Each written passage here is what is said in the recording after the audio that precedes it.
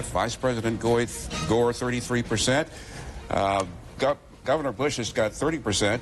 And Senator McCain has 25%. This is the beauty contest. We're not able to make a call because of some large number of absentee votes that may be counted tomorrow. So far, Governor Bush has won these states. Look at them: California, Georgia, Maine, Maryland, Minnesota, Missouri, New York, Ohio. Senator John McCain this Super Tuesday night: Connecticut, Massachusetts, Rhode Island, Vermont. And quite a sweep for Vice President Al Gore. From California to New York, Connecticut, Georgia, Maine, Maryland, Massachusetts, Missouri, North Dakota, Ohio, Rhode Island, and Vermont.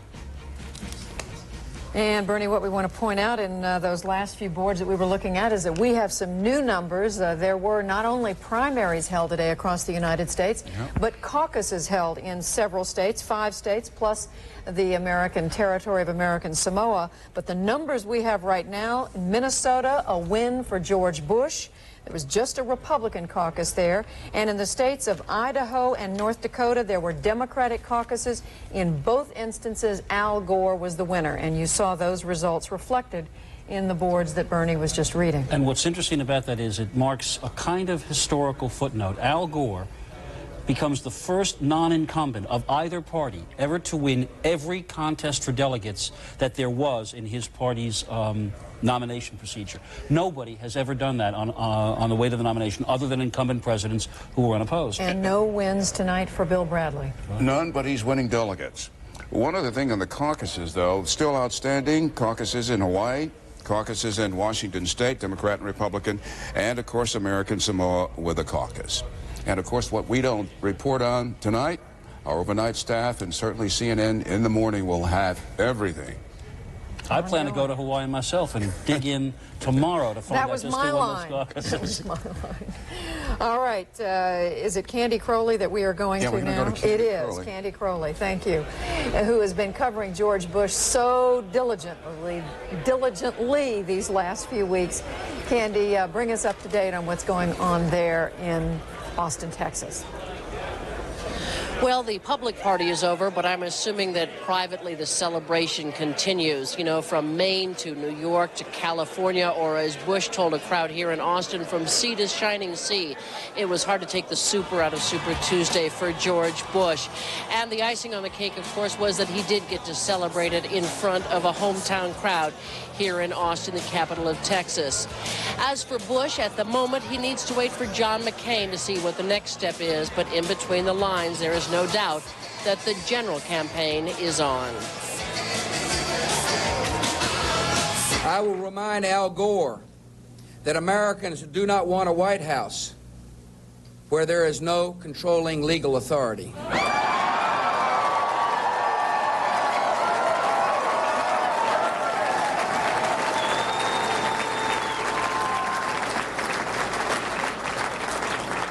I will repair the broken bonds of trust between Americans and their government. These are some of the issues I will raise during this campaign. We need to put behind us 8 years of nightly polls and daily attacks. 8 years of partisanship, gridlock, and division. 8 years is a long time, and 8 years is long enough. Clearly a general election speech. It was short, but Bush laid out what is clearly an agenda for how he will take on Al Gore. He will question why, after 8 years of prosperity and a lot of willing people, there has been no reform of Social Security. He will take Al Gore head on the education issue, and he will talk about military defense and the need to restructure the military and to rebuild it. So a very clear agenda for George Bush, but of course he cannot publicly say that the general campaign is on. What the Bush campaign wants to do is wait and see what John McCain has in mind. Back to you at the anchor desk. All right, Candy, and that is a perfect segue for us to move to Los Angeles, California, where our own John King has been covering the John McCain campaign. John McCain won 4 contests out of the 10 tonight, but you look deeper into those results, and it hasn't been a great night for the senator. No, a very difficult night for John McCain, a very disappointing night. One top advisor went as far as to call it a devastating night, because when you take a look at the delegate math, Governor Bush on his way to an overwhelming victory night in terms of the delegates. In his remarks a short time ago here to supporters in Los Angeles, Senator McCain said he wanted to take a few days to reassess the fate of his campaign, but he did make clear in his speech that regardless of whether he stays in the race, the Republican Party has not heard the last of John McCain. Thank you. Our crusade continues tonight, tomorrow, the next day, the day after that, and for as long as it takes to restore America's confidence and pride in the practice and institutions of our great democracy.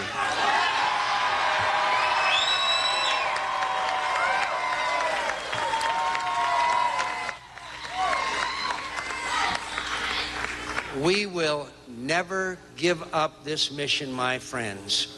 I give you my word on that, for that's the great purpose of public service, and we must never, never lose sight of it. Now, as Senator McCain goes home in the morning to Arizona to reassess his candidacy, aides say obviously this is a very disappointing night. The senator said he had hoped to sweep the 5 New England states. He did not. He had described New York as a must-win. He lost. He also hoped to win a symbolic victory here in California by, even though he lost the Republican delegates to George W. Bush, hoping to outpace the governor in the popular vote here in California. Early projections show he's running behind, so Senator McCain will wake up tomorrow, head home to Arizona. Some aides saying they want him to fight on. One, however, saying tonight it will be very difficult to build a rationale for staying in the race. Back to you. John, in a case like this, where a campaign is looking into an abyss, have you heard any sense of any kind of recriminations, any second-guessing? We should have emphasized California. We never should have done that truth-twisting ad. I mean, are you getting any sense that there's a sense of we could have done it if only we made a couple of different decisions? Certainly discussion within the campaign about that. Many aides now think it was a mistake to run that ad in South Carolina comparing Governor Bush to President Clinton when it comes to telling the truth. Not so much because they didn't like the ad, but it ended up involving Senator McCain in a daily war of tactics with Governor Bush and took him off his reform message. After Michigan and Arizona victories, many thought Senator McCain could win here in California. There's some infighting, or at least some disagreements within the staff over his tactical campaign here in, of course, the nation's biggest state. But Senator McCain himself said he likes his team of advisors. Earlier in the week, he said that one of the problems with his campaign was that it didn't have the most brilliant candidate. The senator has set the tone for this campaign. He has said all along it was a long shot. He has said all along he's having fun. And he said tonight that even as he reassesses what to do next, that he certainly will keep up his message that the Republican Party needs to change itself if it hopes to win in the general election. Back to you. All right, John King with the McCain campaign. I know one question I have, and perhaps we'll get a chance to put it to him later, and whether there's any second guessing on the decision to single out and go after so forcefully Pat Robertson and Jerry Falwell as the leaders of the Christian right. We're going to take a break, and then we're going to look at how ads played out in the state of California. We'll be right back.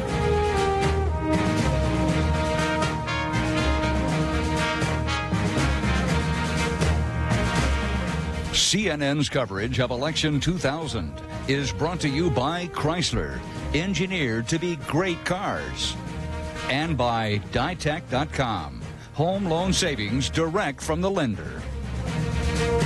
Right now, when you choose from the lowest priced minivan to the ultimate, you can get $1,500 cash allowance or 0.9 financing for 60 months, which means you can save over $4,700 in finance savings on a new Chrysler Town & Country and the popular Voyager. Now get $1,500 cash allowance or 0.9 financing for 60 months on all new minivans at your Chrysler and Plymouth dealer today. So, you've managed to point and click your way into too much debt. Why not point and click your way out of debt with a second mortgage from Ditech.com? Whether you have equity or no equity, good credit or not so good credit, Ditech has a second mortgage with absolutely no closing costs to help you lower your monthly payments now. So point and click your way out of high-interest, non-tax deductible credit card debt at Ditech.com. Or call us at 1-800-71-FIXED. Ditech.com.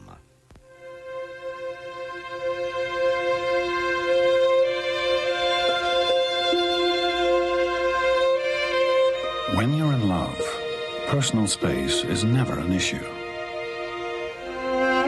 At United Airlines, we realize not everyone's in love. Economy Plus, with up to 5 extra inches of space. One more thing we're doing to make it easier to stay united. Who is going to lead business out of the net? Not us. We'll let PSINet be the innovators. With their global private network, multi-currency, e-commerce, they want to be pioneers. So be it. We've been in business for 80 years. We give our customers what we want when we're ready. With the internet, business either innovates or vegetates. You make the call. We are the champions, my friends. And we'll keep on fighting till the end. We are the champions.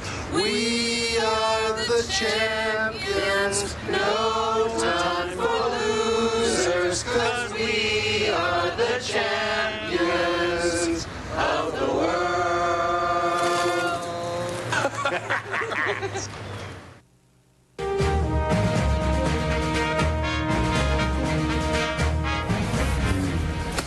You know, in campaigning, there's that phrase we all know, you know, called retail politics. You can campaign up close and personal in Iowa and New Hampshire, but you cannot do that in California. It's this medium, television, which is king. Let's check in with Wolf Blitzer to see how the ads played out in California. Wolf. Thanks, Bernie. A very important state, 162 Republican delegates. First of all, let's take a look at where we stand right now, CNN's estimates as far as the delegates are concerned. On the Democratic side, we now estimate that Al Gore has 1,306 of the 2,170 needed for the nomination. Bill Bradley with only 386 delegates. On the Republican side, George W. Bush with that California treasure, 660 delegates to John McCain's 210, 1,034 needed for that nomination. David Peeler, you've been looking at how some of the candidates have been spending their money in California, specifically the Bush campaign. What did you see? Well, it's as Bernie suggested, Wolf. California is a very large state. It's a very, very expensive media market with San Francisco, Los Angeles, San Diego. We saw George W. Bush spend over $2.6 million in the last 2 weeks alone. We also saw John McCain spend heavily, $1.9 million, almost $2 million in the last 2 weeks. I think that if there's something to learn out of this night, what we see is that George W. Bush kind of stayed to his tactics. He said early on in the process that he was going to run a national campaign. He did that. Even during the darkest days, he went out into the states that were coming up and spent money in advance of John McCain. And John McCain had a different tactic.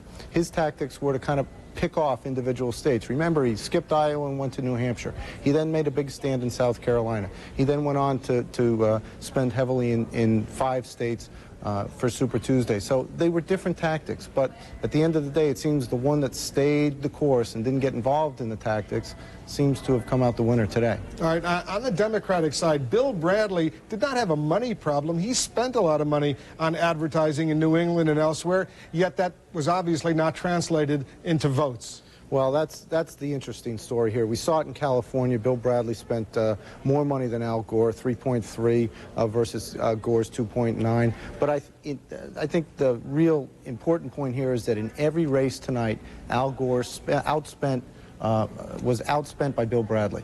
He was outspent in some states by as much as 3-1. So I think the message to learn from this is that it's not necessarily the money, it's the message. Remember that Al Gore attacked Bill Bradley early on in the process, and Bill Bradley did not respond quickly with an ad campaign. He tended to want to stay a very positive campaign, and I think it cost him in this case. All right, Dwight Morris in Washington, you look at the money trail, how the candidates raise the money, how they spend the money. What are these two candidates, Al Gore and George W. Bush now, assuming they get the nominations, what do they do in terms of raising the money they need to get them through the conventions in August? Well, there are at least 3 things. First, almost immediately, both are going to begin to transfer some of their 200 staffers to the DNC and the Republican National Committee payrolls. It's a standard practice. It'll happen again. Second, the issue advocacy groups will come out of the woodwork. On the Republican side, it'll be the National Rifle Association and the anti-abortion groups. On the Democratic side, it'll be the labor unions, and they will carry a lot of the heavy lifting for slamming the opponents. And finally, when it comes right down to it, Governor Bush can go out and raise more money if he decides he wants to. It's a dangerous tactic because he can be tarred as anti-campaign finance reform, but he has the ability, since he isn't living under the rules of matching funds.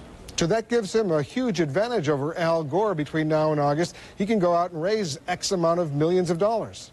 Yes, he can. The good news for the vice president is that his battle with former Senator Bradley did not really materialize into much of anything. He has clamped down on his spending tremendously over the last 6 months. At one point, hemorrhaging money, got very frugal, and is going to actually end up with money in the bank when the process is over. How much money do you think he could realistically raise right now, George W. Bush? Now that he's the nominee, you know, I think he's already demonstrated that the sky is the limit. The question is, how much does he want to raise? People have suggested that they have a new target of $10 to $20 million. I don't know if they're going to exercise that. There are lots of other options for paying for a lot of the campaign. Okay, Dwight Morris, David Peeler, we'll be back to you later as this night continues. Now back to the anchor desk. Thanks, Wolf. Our eyes are still on California. When we come back, we're going to interview the governor, Gray Davis. Back in a moment.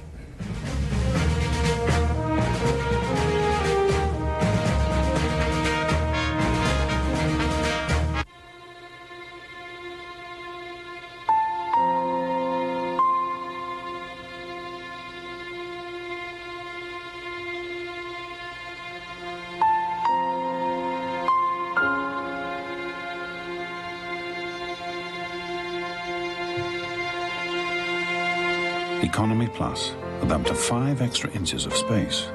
One more thing we're doing to make it easier to stay united.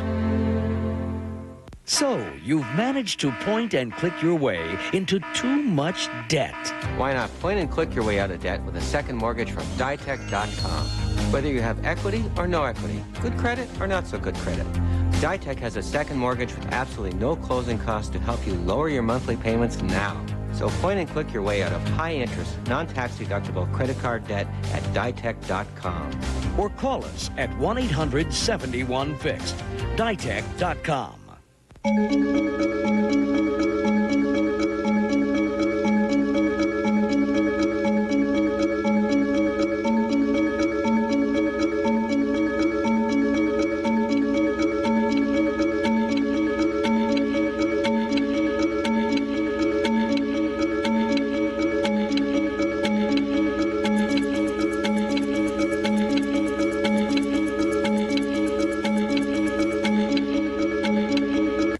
Natrovent reinvents the nasal decongestant spray. Ordinary sprays need preservatives to stop germs from contaminating solutions. Only Natrovent has the unique MicroPure pump with an advanced filtration system to help keep germs out. No preservatives to invade your delicate nasal passages. One spray delivers a precise dose of preservative-free decongestant for fast, long-lasting relief. New Natrovent. Precisely what you need, nothing more. Saline mist also available.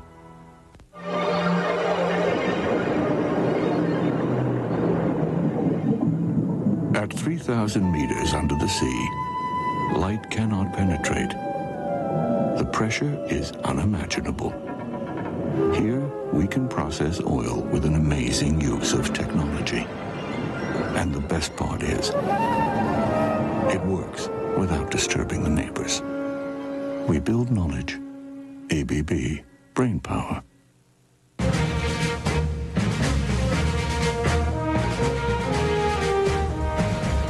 From a noisy room in California, we welcome to our coverage Governor Gray Davis. Governor, we're very curious about the nonpartisan vote. Can you tell us how you think that is going to break out, given the closeness and the fact that there are absentee ballots that won't be counted perhaps until tomorrow? How do you think that's going to break out?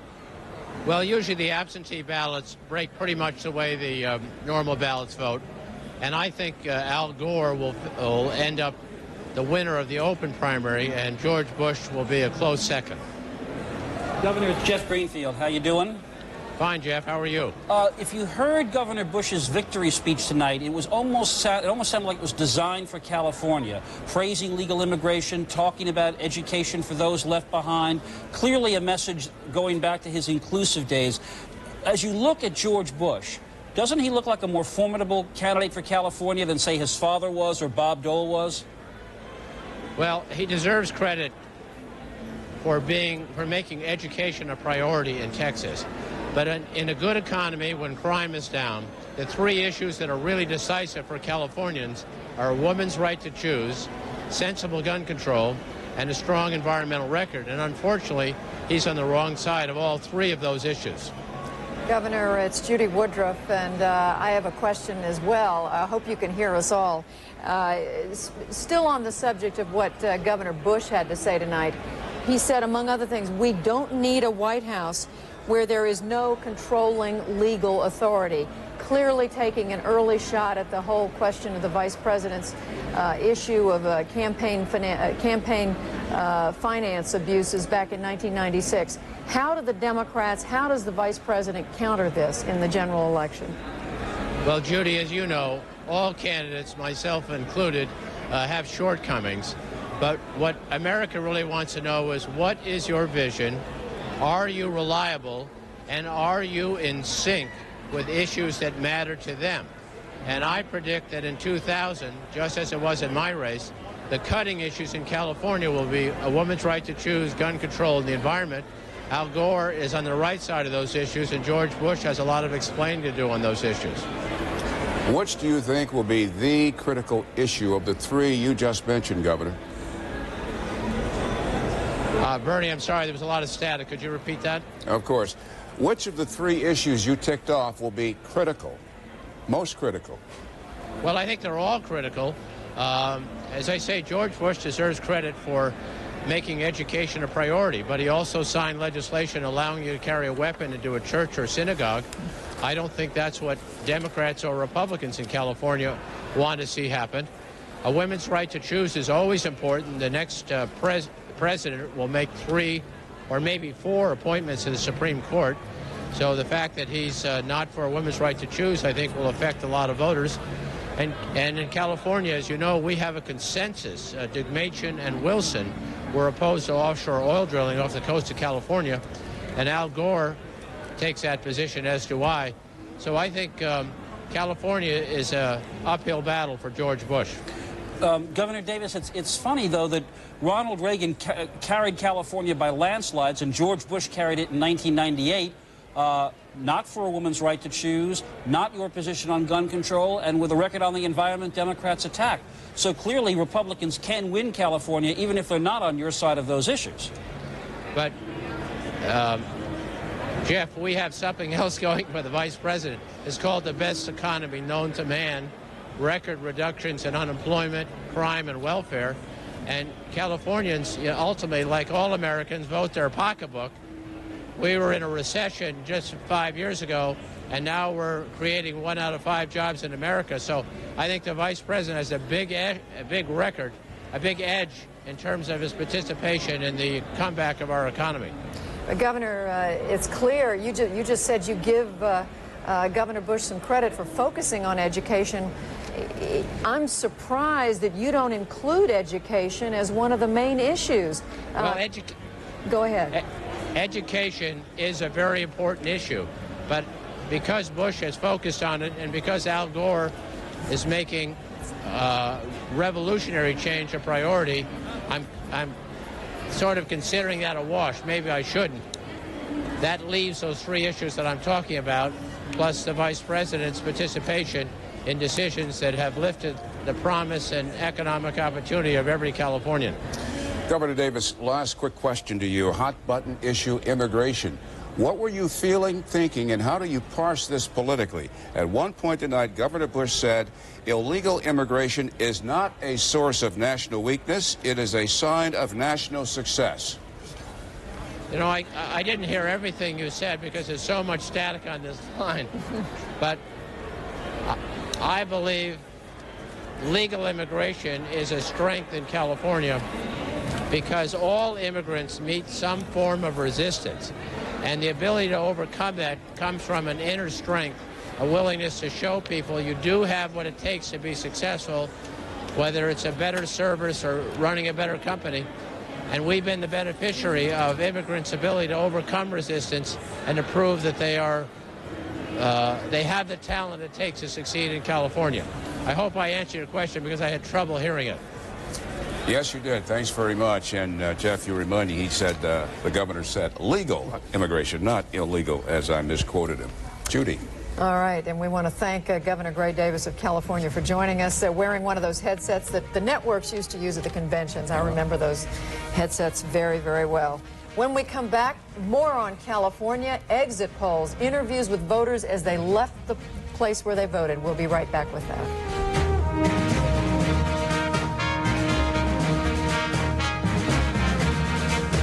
From Capitol Hill to the campaign trail, the White House correspondents. Another reason to stay with CNN, America's campaign headquarters. Hello, everybody. Look who's here. It's Elmo. Elmo doesn't think he's on Sesame Street anymore. Starring in his very first movie you can see right in your home. Chutzpah! It's the biggest adventure a little monster ever had. Sounds like fun. The Adventures of Elmo in Grouchland is in demand. Order in the fun. You rule.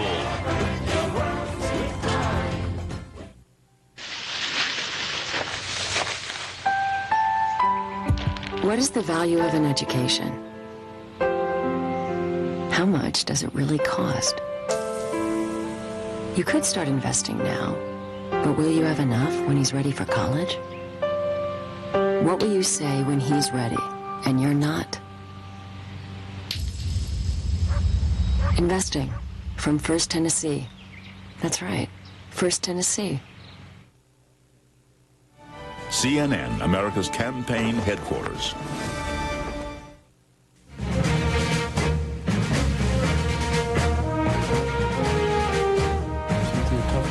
We told you there was a lot to talk about when it comes to California, and the man who's got all the information right in front of him is Bill Schneider. And Bill, it's all yours. Take it away. Judy, California has become the cornerstone of the new Democratic majority, the new Democratic majority created by Bill Clinton. Clintonism, fiscal responsibility, social tolerance. It sells in California.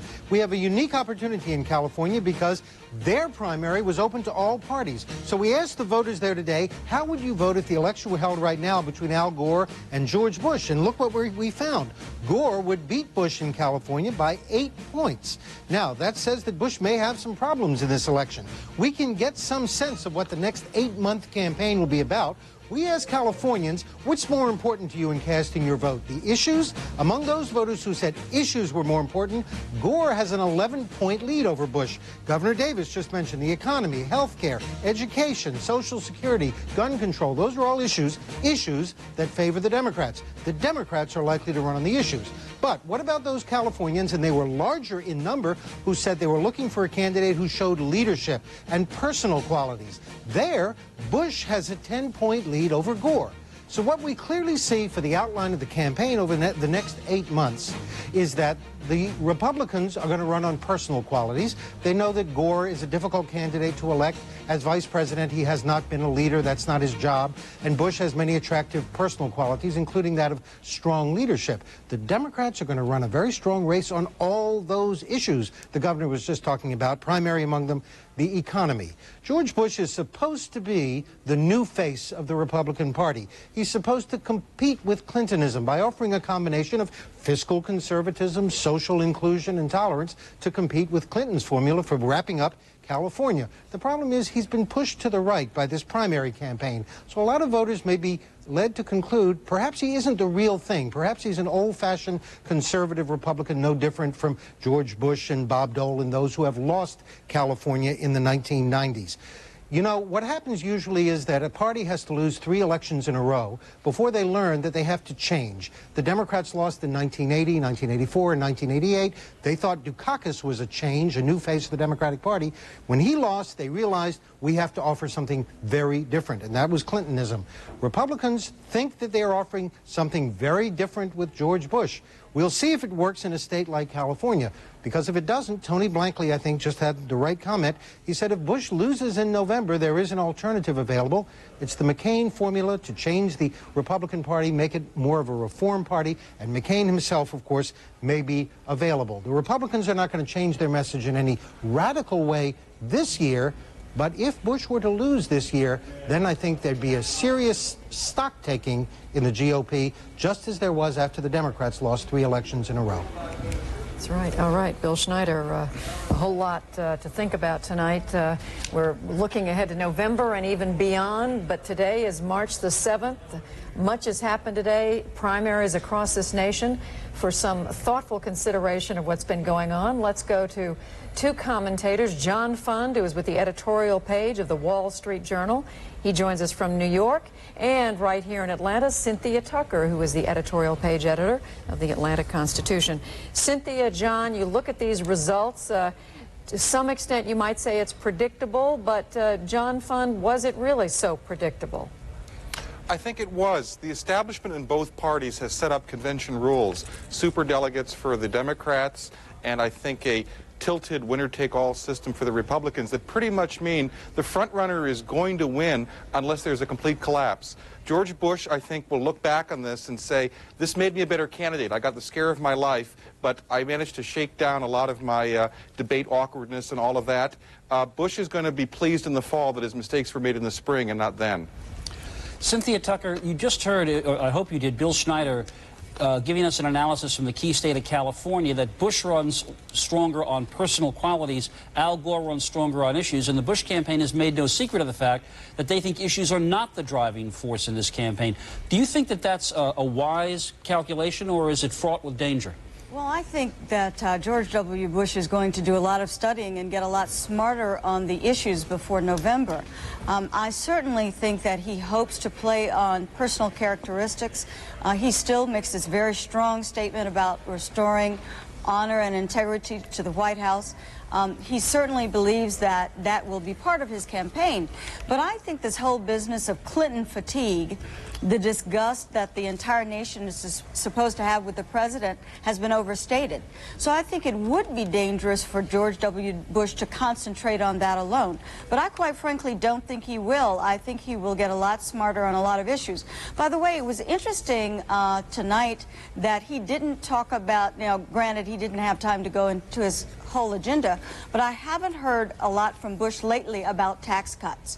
And so he may have decided that that's one of those issues that he's not going to play up in the general election campaign. John and Cynthia, for a moment, starting with you, John, tell us in your judgment, what are the 1 or 2, maybe 3 prime vulnerabilities of both these candidates, assuming that Vice President Gore gets his party's nomination and Governor Bush gets his? Well, I think Al Gore developed a little bit of a reputation in this campaign for being a bit ruthless. If he were, if there were product endorsements in the political Olympics with Al Gore, I think he would be called the Whopper or the Hammer. And I think he's going to run a very negative campaign that's modeled, actually, after the Bush campaign against Dukakis in 1988, relentlessly trying to picture George W. Bush as an extremist. That would be a vulnerability. We've already heard from Governor Davis tonight an attack on George W. Bush for signing a concealed carry permit gun law in Texas. So those would be 2 clear vulnerabilities. Gore has to be ruthless to paint Bush as an extremist, but if he goes too far, he may, I think, raise those negatives. Al Gore has a 45% negative rating. That's not just Clinton fatigue. It's also the fact that he doesn't have a clear profile as vice president.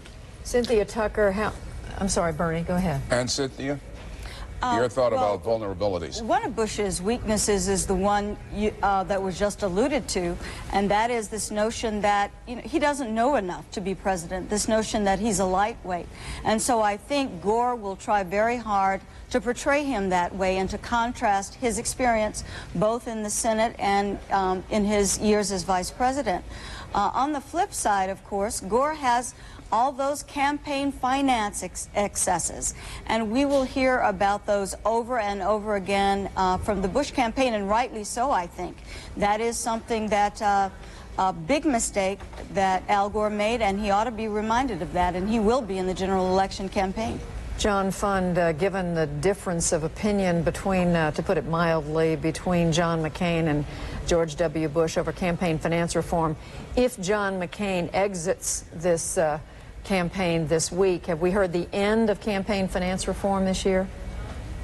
Oh, no, I think the Democrats are going to bring it up in the Senate. They're going to have lots of floor votes on it. But remember, this is an issue which I don't think has real traction with the American people. It does with the pundocracy, and that's because the American people believe that all money in politics is tainted, and they somehow are skeptical that you can cleanse the system. I don't think it really worked with John McCain. I think his success in these primaries was because of his personal qualities, not his specific campaign finance proposal. All right, John Fund, Cynthia Tucker, we thank you both.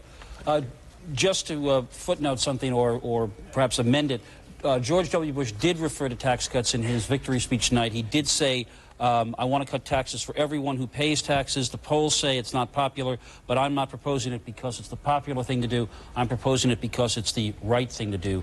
When we come back in a minute, we rejoin the Capitol Gang in Washington.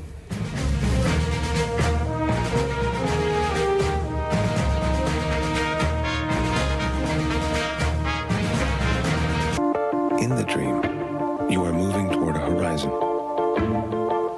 And when you arrive there, you find wondrous things. A world filled with elegance and grace, with clean lines and unassuming beauty, where the dream meets reality is just on the horizon. Introducing Horizons by Ethan Allen, furniture that's as tastefully priced as it is designed. There's a sale on now. Greetings, television viewers. We are in the midst of a technological revolution, a time where anything as unbelievable as it may look or sound is possible. With that said, I'm here to tell you that you can have totally free internet service. That's right, read my lips. 100% free internet service. You never have to pay. Not now, not when pigs fly away, not ever. Good day.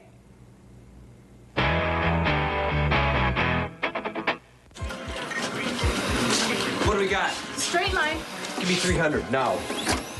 Clear. There's a better way to toast a sub. Quiznos oven-baked classics. Picture this. A place down by the lake, front yard of crystal blue water, plenty of room for the kids, and, of course, the grandkids. If you can picture the future, Nationwide can too. We offer financial services like mutual funds and retirement planning that fit your changing needs and help make your future everything you pictured. Nationwide. Insurance, financial services. On your side.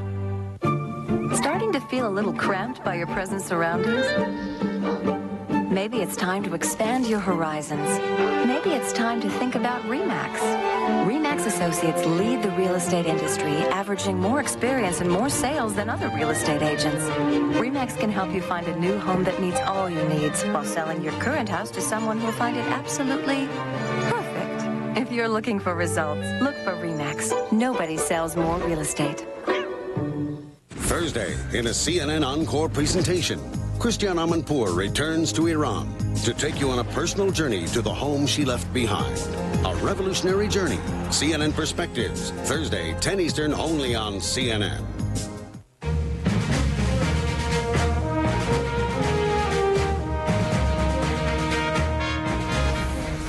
It is early in the morning on March 8th, and on a date when in past years the primaries hadn't begun, the nominations may have effectively been ended in both parties. For more, much more on what this means, we go to the Capitol Gang.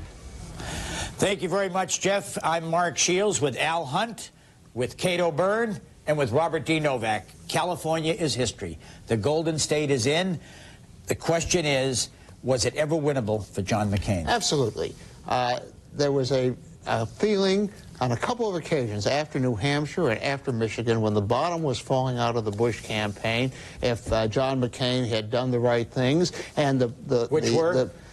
to appeal to the conservative Republicans and to the card-carrying Republicans to come over. I mean, he had the liberals and the independents and the Democratic crossovers. He had to go for the Republicans. He never did it. Instead, he attacked Pat Robertson and poor old Jerry Falwell, who hasn't been in Republican politics for 15 years. Just an absolutely improbable calculation, because the polls indicated, and beyond the polls, the observation indicated that the bottom was falling out for George Bush in California. If he had lost California, it was finito.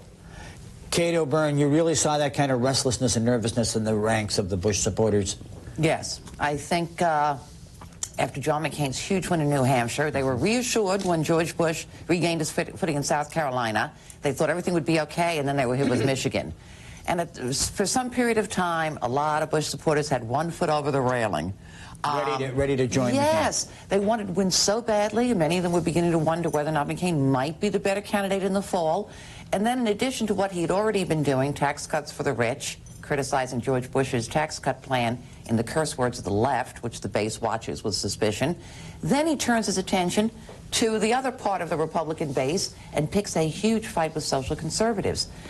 Inexplicable, really, because we saw tonight George Bush was able to rally lukewarm supporters in many cases, lukewarm supporters around him, bring the economic and social conservatives together, and as a result, knocked John McCain out, even in California. Al Hunt, I think this masks a certain weakness, though, still in George W. Bush, even after an impressive line of victories tonight, up until the fact that he had only carried states that Bob Dole and George Bush Sr. had carried against John McCain. He carried only those states. He lost all the states where Bill Clinton had carried.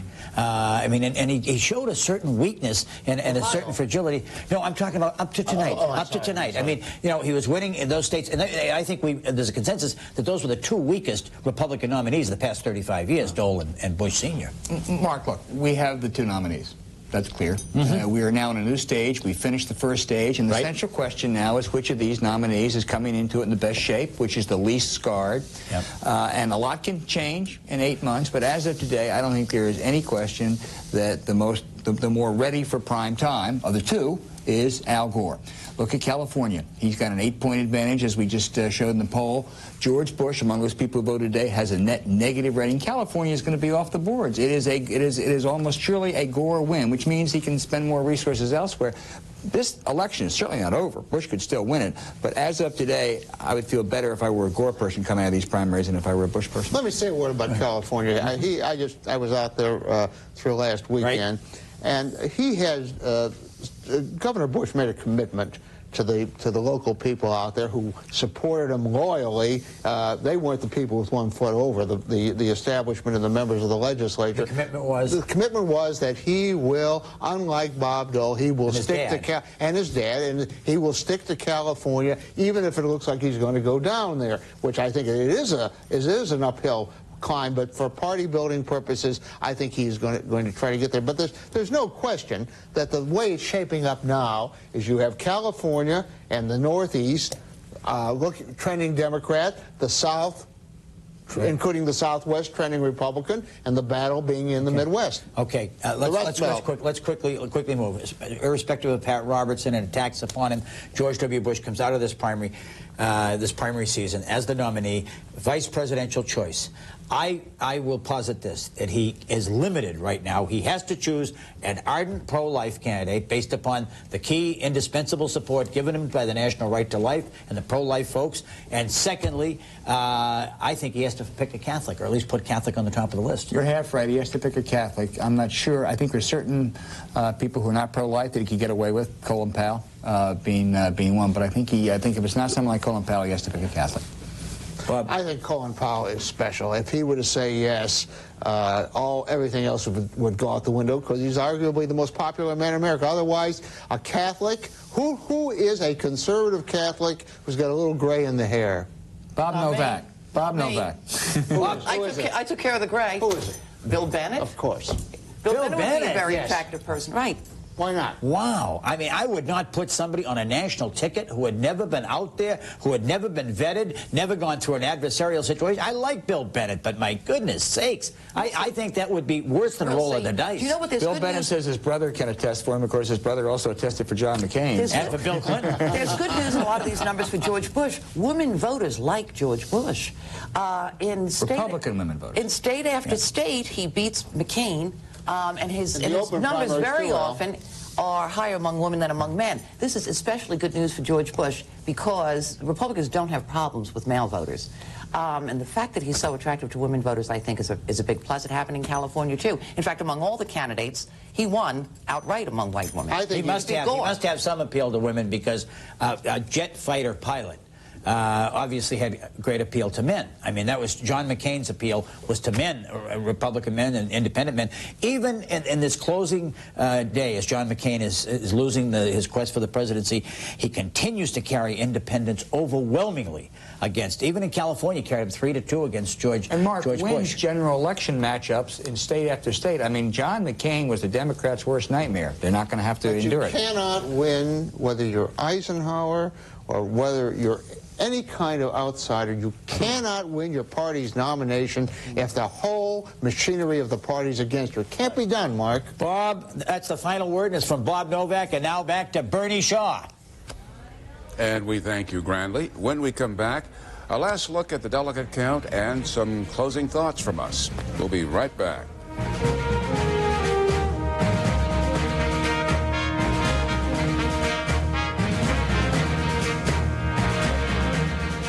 Two roads diverged in a yellow wood, and sorry I could not travel both.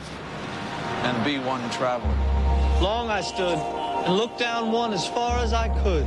And both that morning equally lay in leaves. No step had trod in black. Two roads diverged in a wood. And I? And I. I took the one less traveled by. And that has made all the difference. Monster.com. For work, life, possibilities. AOL keyword, monster.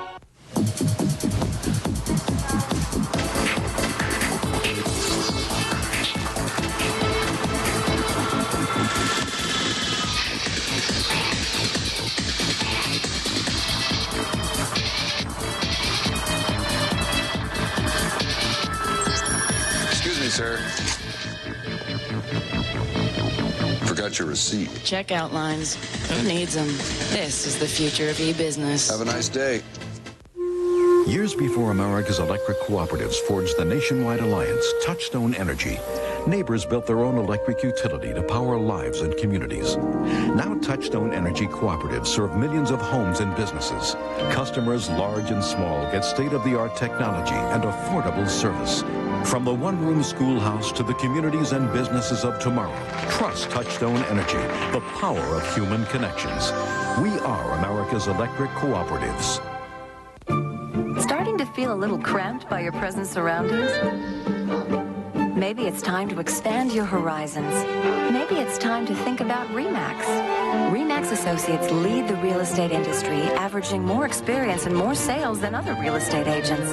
RE/MAX can help you find a new home that meets all your needs while selling your current house to someone who'll find it absolutely perfect. If you're looking for results, look for RE/MAX. Nobody sells more real estate. We mend broken hearts. We make people smile.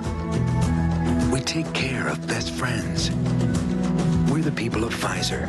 We develop medicines that make the world a better place. We spend over $2.5 billion a year on research. That's why we believe we'll introduce more new medicines for more diseases than anyone else. We're not just looking for cures, we're going to find them. Pfizer, life is our life's work.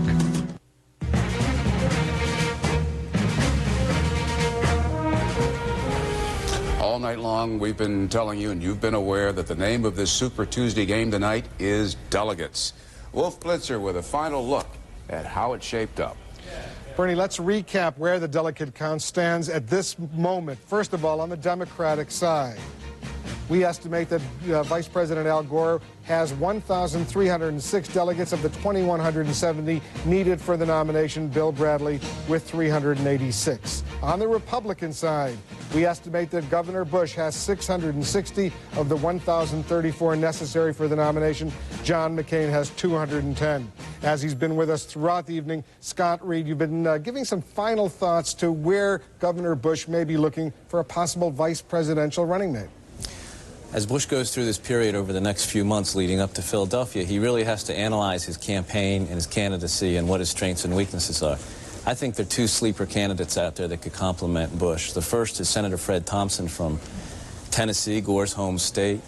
He was a McCain supporter. It would be good outreach to the McCain campaign. He knows more about the campaign finance scandals than anybody else, and he could take it to Gore. The other is the governor of Oklahoma, Frank Keating. He's a former FBI agent. He's a Roman Catholic, and he's pro-life.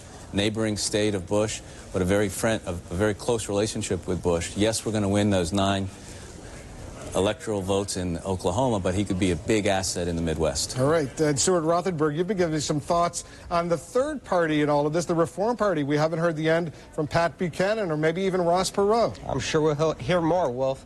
Look, the two major parties have nominated establishment candidates. That means the outsider reform message is still available to somebody, maybe the Reform Party. They're also going to get over $12 million, the candidate, in public funds. That makes them a factor. And remember, we don't really have a national election. We have a series of state elections. If the reformers could be active in 1 or 2 states, peel off some votes from Republicans would be an awful big problem for George Bush. David Peeler, on the ad campaign, both of these candidates, if in fact it is Bush and Gore, they're going to be relying on their respective political parties to pick up a lot of that expenditure. Well, I think that's a fair point, Wolf. What's going to happen very shortly is that the parties will take over the advertising campaigns. I would suspect that somebody's sitting at the DNC today looking through the file footage of assault rifles, and somebody's at the RNC looking to see how many stand-ups they have in front of a Buddhist temple. I suspect it's going to get pretty nasty pretty early. All right, David Peeler, Stuart Rothenberg, Scott Reed, back to the desk. Thank you, Wolf. Bill Schneider, I'll give you 4 quick thoughts that should gladden the heart of people who look for rules in politics, fools as we are. It's very hard to beat a sitting vice president. Front runners tend to win the Republican nomination.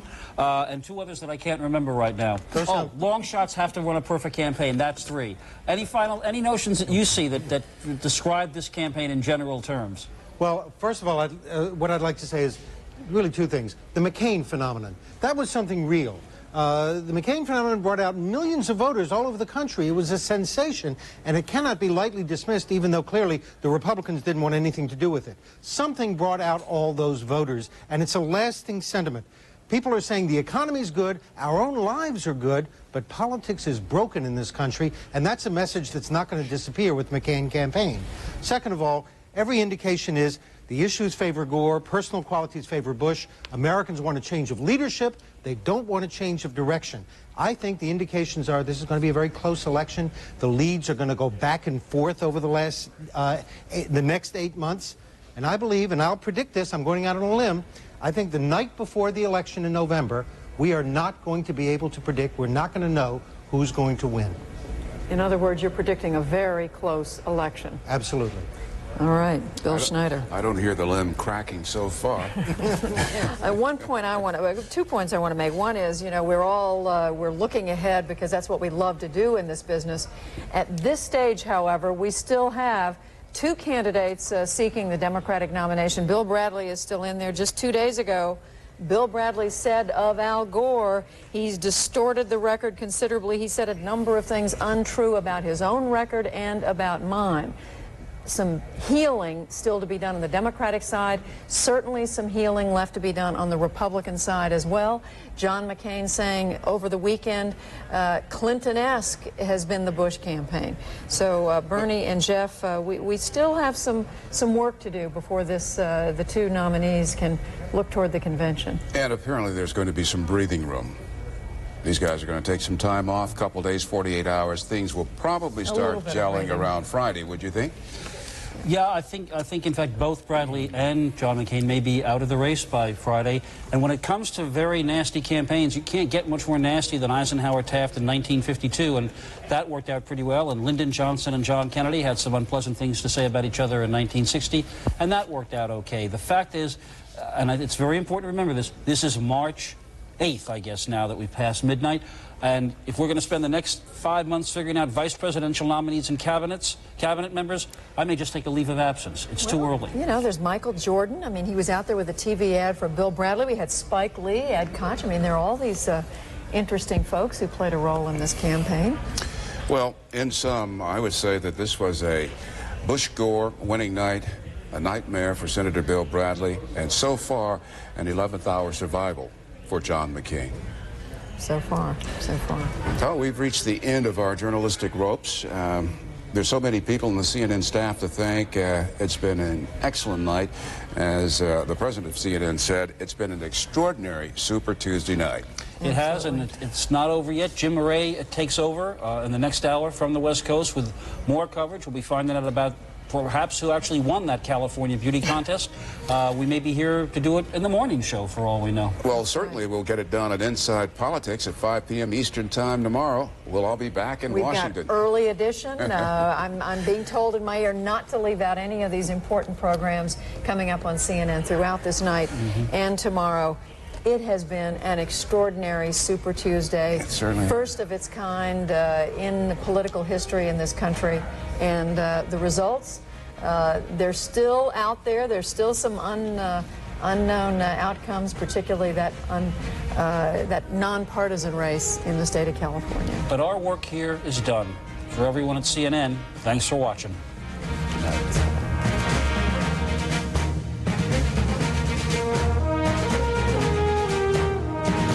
The race is on CNN with lively discussion, balanced debate, and thoughtful analysis. No other network has the depth, the experience, and the perspective. For the most complete coverage of election 2000, stay with CNN, America's campaign headquarters. Sunday, the Russians surprised the world and claimed victory in the opening event of the great space race. Cold War continues Sunday.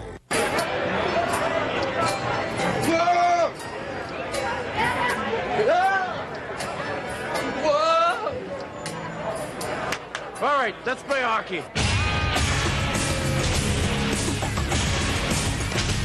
See the Predators and Chicago Blackhawks Tuesday, March 7th at 7 in the Gaylord Entertainment Center. Call 770-PUCK for tickets. The beast is back. You've got a life to live. It belongs to you.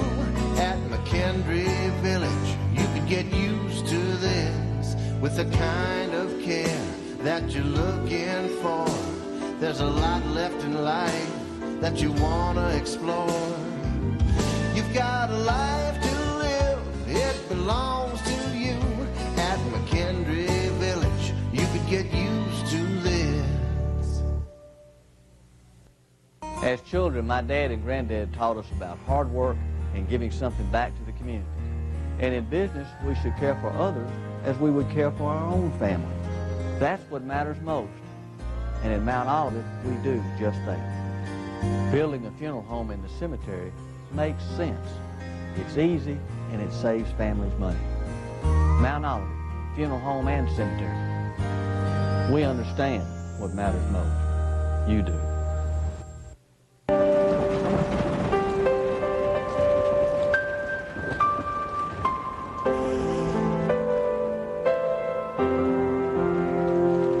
You can't imagine your life without her. Have you thought about what her life would be like without you? Insurance from First Tennessee. That's right, First Tennessee. CNN, America's campaign headquarters. Soon our party will unite and turn to the main task at hand, ending the era of Clinton Gore. Riding a wave of religious right indignation, Republican George W. Bush swamps John McCain. And in the Democratic Party, an Al Gore sweep produces a new battle cry. If you believe in using our prosperity wisely to lift our nation up, not wasting the surplus on a risky tax scheme, then join us now, because our campaign is your cause.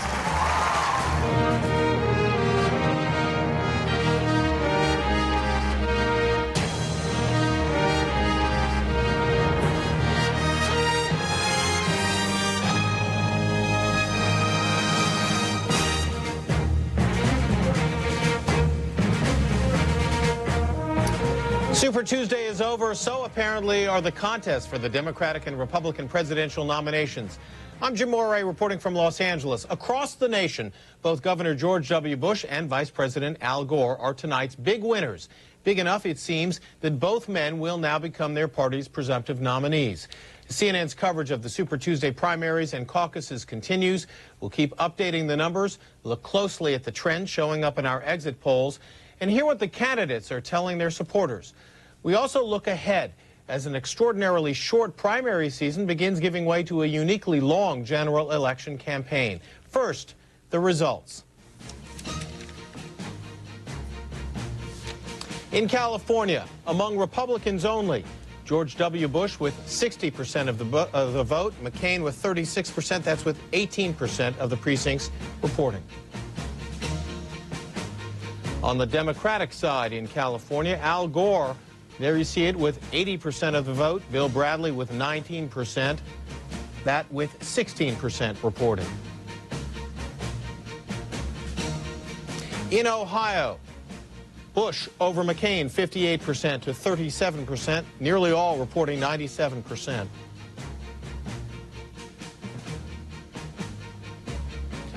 On the Democratic side, Ohio, 73% going to Gore, 25% for Bradley. In Missouri, Governor Bush, 58% with 274,000 plus votes. McCain with 35%. Keyes with 6%, nearly all reporting at 99%. In Missouri, on the Democratic side, Al Gore, 65% to Bradley's 34%. In Georgia, Bush with 67% of the vote, McCain 28%. Also in the Georgian primary, Al Gore, 84% of the vote to Bradley's 16%. In Maryland, Governor Bush with 56%, Senator McCain 36%. Once again in Maryland, all reporting 67% for Vice President Gore, 29% for Bradley.